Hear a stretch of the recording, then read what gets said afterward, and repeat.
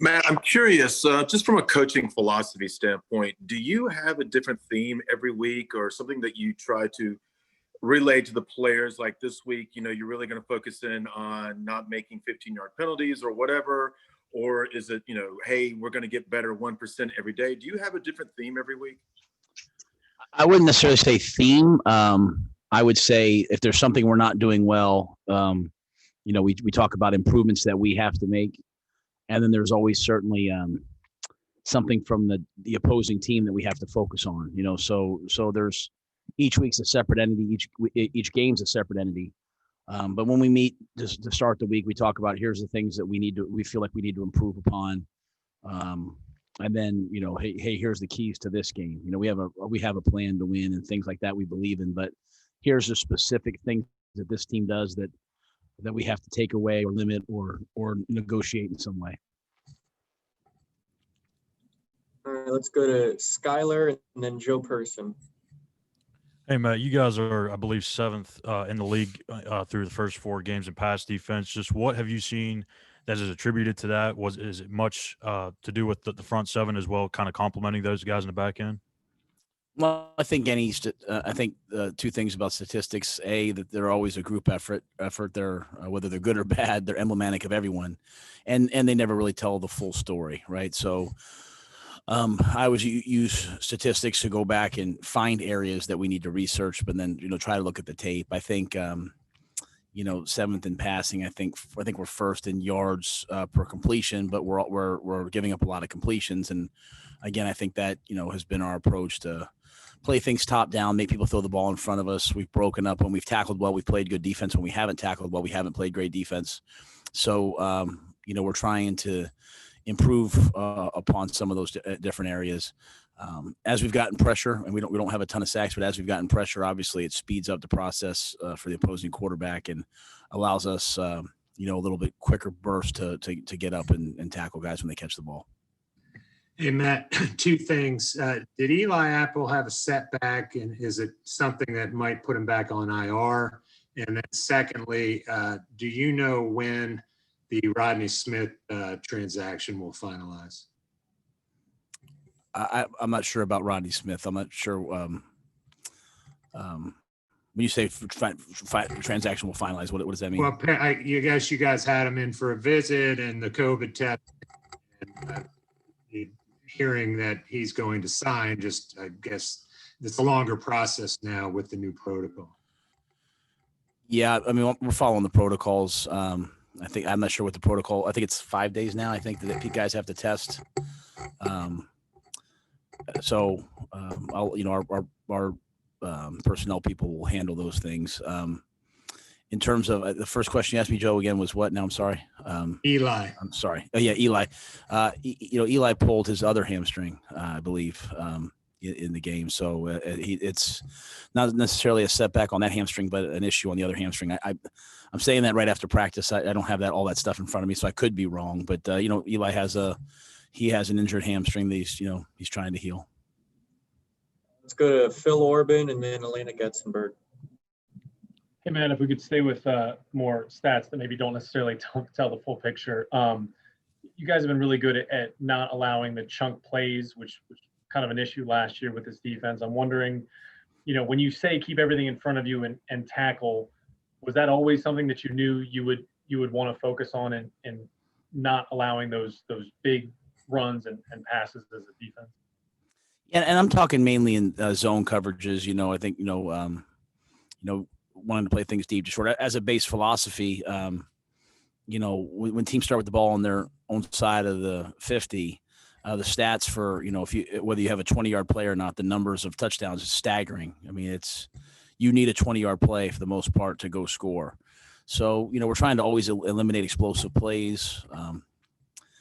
There's a bunch of research about it. We've always on offense, one of our goals is to create explosive plays, and on defense, negate explosive plays. So that's part of it. A lot of those happen in the passing game. They usually happen for missed assignments, which we think we can control, missed tackles, or ball thrown over our head. Which if we play good coverage and have good eyes, we try to eliminate those. In the run game, it's to me, it's being gaps down and it's running plays down. Last week a ball split. It was an explosive play. Our guys did a great job though to run the quarterback in that case down and get him down and play the next play. So we want to eliminate explosive plays, but we certainly want to eliminate explosive home run type touchdown plays. And so it starts with discipline and technique and all the football things, but then it finishes with effort. But I think in this league, if you can eliminate explosive plays and you can create turnovers, you'll always have a chance to play great defense.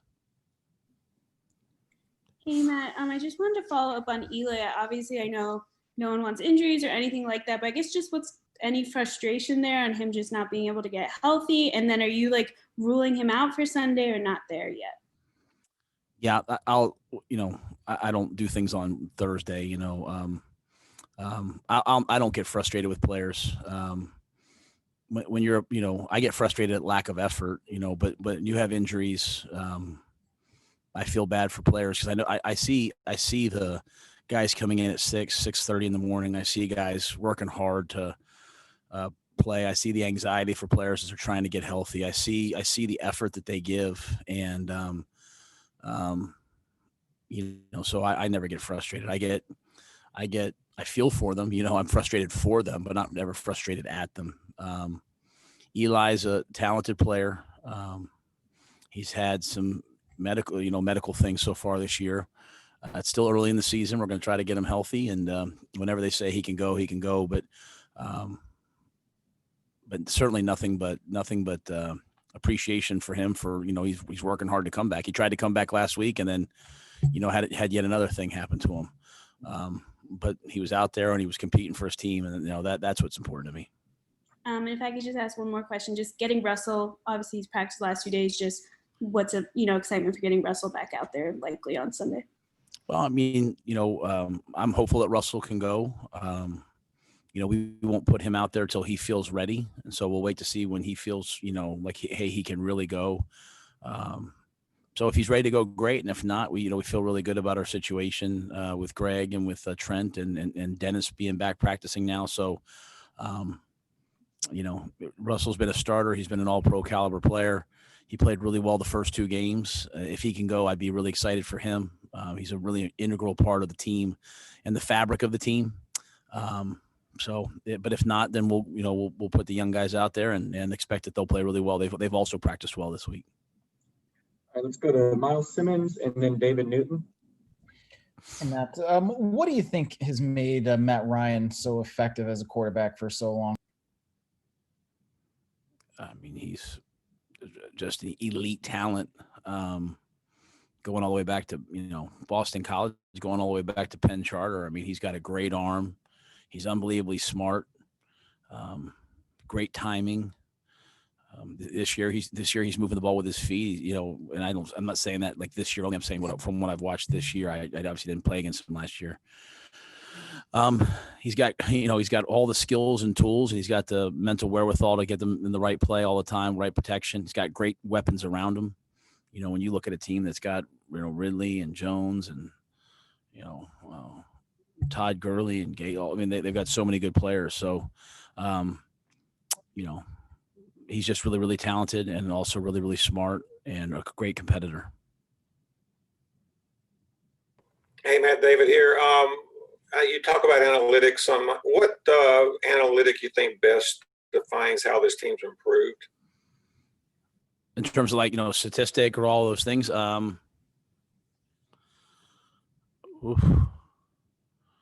That's a great question. I think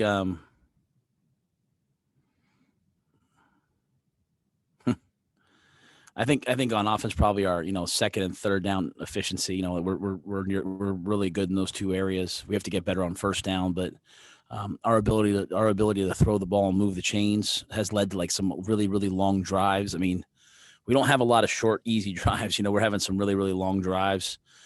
And then, defensively, I think, as I said earlier, just the lack of explosive plays. When people score on us, they're earning it. We don't have a lot of easy outs, we make people earn it. And if we can just get a little bit better on defense in the red zone, I think it'd be a big jump. I think, people are moving the ball into the red zone like 42% of the time against us. I think that's 11th in the league.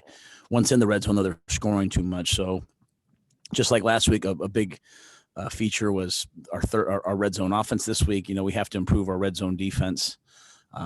But I would say it's just the lack of big plays that we've given up. And that'll be really important this week versus Atlanta, a team that can strike, both on the ground and in the air. Their ability to run the football and then play action pass makes them really hard to defend. And, you put it on your coaches then to say, hey, do we play run defense? Do we play pass defense? And what we'll have to do is just eliminate big plays. If we have if we do that, then we'll have a chance to play good defense. Let's go to Chris Jenkins for the next question. Hey, Coach, when it comes to success between a quarterback and a wide receiver, how much of it would you say is chemistry versus just that wide receiver getting open? And then kind of building on that question, how would you as a coach define that chemistry that quarterbacks and wide receivers can have?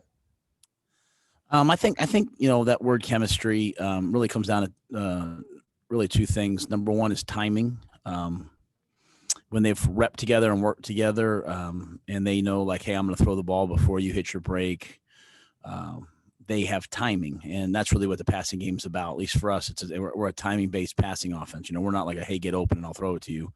We work through progressions, and a lot of that's based on timing and the synchronization of everyone. So I think you have to have tremendous timing, and then you have to have trust.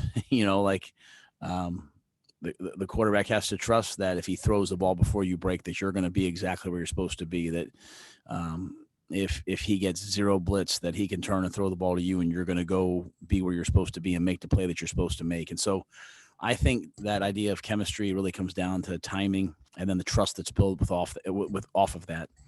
And obviously those things are amplified when you have guys that like being around each other, that stick around after practice, that throw the ball together more, that watch tape together. All those things build into that. But if it's not built on the fundamental of elite timing and the trust that comes off that, it's all for naught.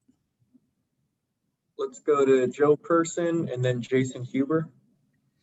Matt, I know you didn't get to Temple, I think, until after Matt had left Penn Charter and gone to Boston College, but didn't know if your paths had crossed with him at all, either in Philly circles or otherwise. No, I've never crossed paths with Matt. Mike Saravo, who's our linebackers coach, was on the staff at Boston College when Matt was there, and so I know he has a lot of. Mike has a lot of great things to say about Matt during their time, and they won a lot of games at Boston College. They won championships when he was there, so I've heard stories about him through Mike, but I've never had a chance to meet him. Hey, Matt, with a team like the Falcons, who, even though they're 0-4, they have, a lot of talent on the team. What kind of makes a team that, this morning, Coach Dan Quinn kind of mentioned that they're trying to put away that frustration and have that determination. So what makes a team that isn't, I guess, quote unquote, desperation mode like them right now so dangerous? And how do you make sure that your guys, I guess, have more of a desperation mode than them? I really believe that our focus is always just on us. We're sitting here this week. We have this unbelievable opportunity to go play professional football and go on the road and play. And if our coaching staff, if our players, if our staff isn't excited and like exhilarated at the opportunity to go play, then we're in the wrong business. And so I think part of our mentality is to be really honest with ourselves and look at the last game and say, hey, are we a good football team yet? Are we the team that we want to be? And the answer is no. So trying to get better at that. So I think it's all about us. We want to enter every game with humble confidence, and that's, we want to be confident to go play, but we want to enter it with the humility to prepare at the highest of levels. And so I don't think there's anything about us that's not working our tail off just to go 1-0 this week. And, nothing that'll happen the rest of the season affects this game. Nothing that's happened before affects this game. It really all comes down to whichever team plays best on Sunday. And the best way to play well on Sunday is to, prepare and practice and train and do all those things this week. So we have the utmost confidence in ourselves, and we have the utmost respect for our opponent. So it's going to be an absolute battle. It'll be a physical, mental, draining, 4-quarter battle. And the only thing we can control is us and our mindset. So we don't think about, at least I don't think about anyone else. I just think about us. And, I'm hopeful that we'll go out and be the team that, we want to be. All right, we have time for a couple more guys. Let's go to Jonathan Alexander and then Miles Simmons. Hey, Matt. Hope you're doing well. I just have a quick question for you. From the time that, you worked with Phil Snow at UCLA 2001 to the time that you hired him as your DC, did you keep in contact with him a lot in between those years? Yes. Yeah. I mean, I called him, and obviously he's, Phil's a lot older than me. I didn't really socialize, but I would call him a lot as I was making decisions in coaching and going through life. And he like, as I said the other day, he was a mentor to me. So I would talk to him about the different things that I was doing. And, so yeah, I would stay in touch with him. I think I went out and visited him once when he was at the Lions. I went out and visited them on defense, and I think I saw him. He came to one of our Temple games when we played, I think we played Eastern Michigan or someone, and I saw him at the game.